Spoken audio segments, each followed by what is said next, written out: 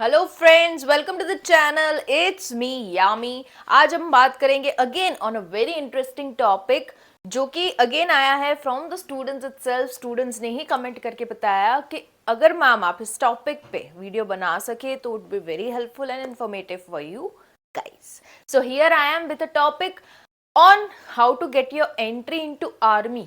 अगर आप देश की सेवा करना चाहते हो, if you want to do something for your nation, for your country, so अगर आप ग्रेजुएट हो तो कैसे आर्मी में जा सकते हो।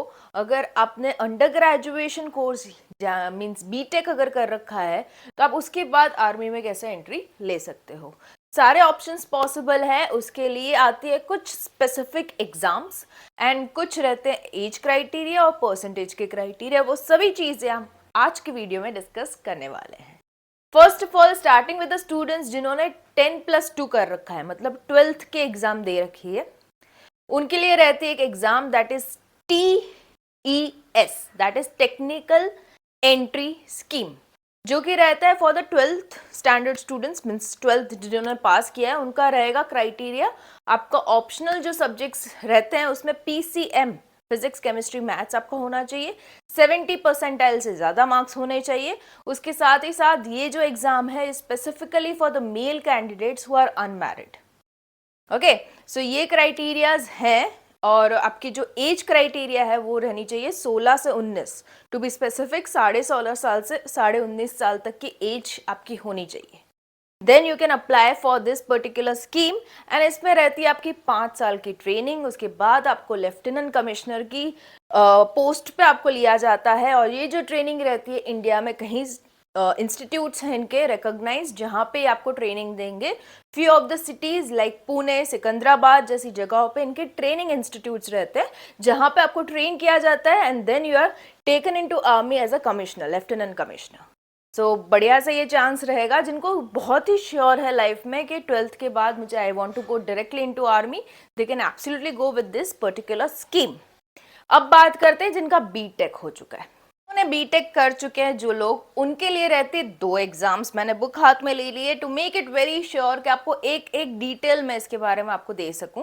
देखो, इनमें जो 2 रहती है प्रोसीजर जिससे आप ले सकते हो admission, or you can say you can get entry into army, is how by TGC, that is technical graduate course, and SSB। ये दोनों कोर्सेज हैं, ना कि वो एग्जाम है।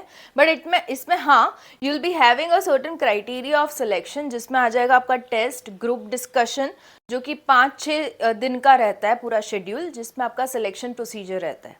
मैंने जो SSB आपको बताया वो है सर्विस सिलेक्शन बोर्ड। तो 2 ही चीज़ें हैं जिनमें male unmarried candidate can apply.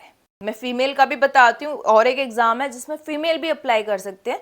This is for male unmarried. मैं फिर से एक बार एग्जाम का नाम बता दूं, कोर्स का नाम बता दूं, TGC, that is technical graduate course, and SSB service selection board.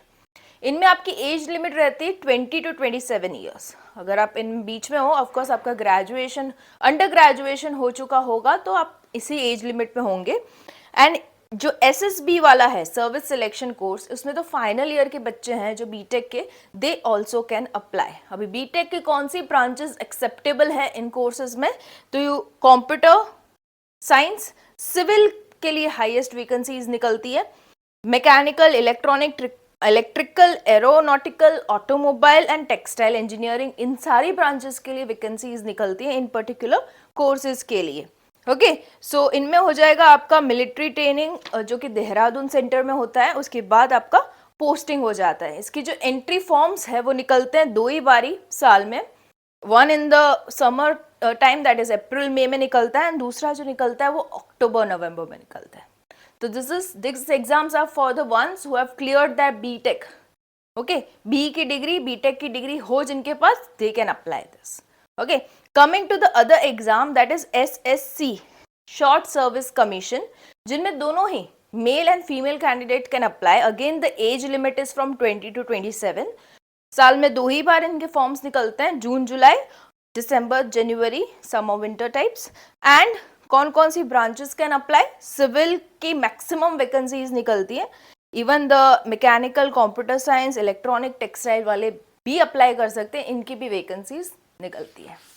ठीक है, उसके अलावा अगर आपको सिर्फ और सिर्फ आर्मी में नहीं, if you are also interested to serve the nation in the field of navy and air force, जो कि तीनों ही डिफेंस के लिए लगता है, नेशन के लिए, देश के लिए डिफेंस में काम लगता है, जो भी मैन पावर, अगर उनमें आपको जाना है, you want to be a part of that team, either army, navy और air force, you can give an exam that is combined defence services, that is CDS, जो कि रहती है 300 मार्क के एग्जाम।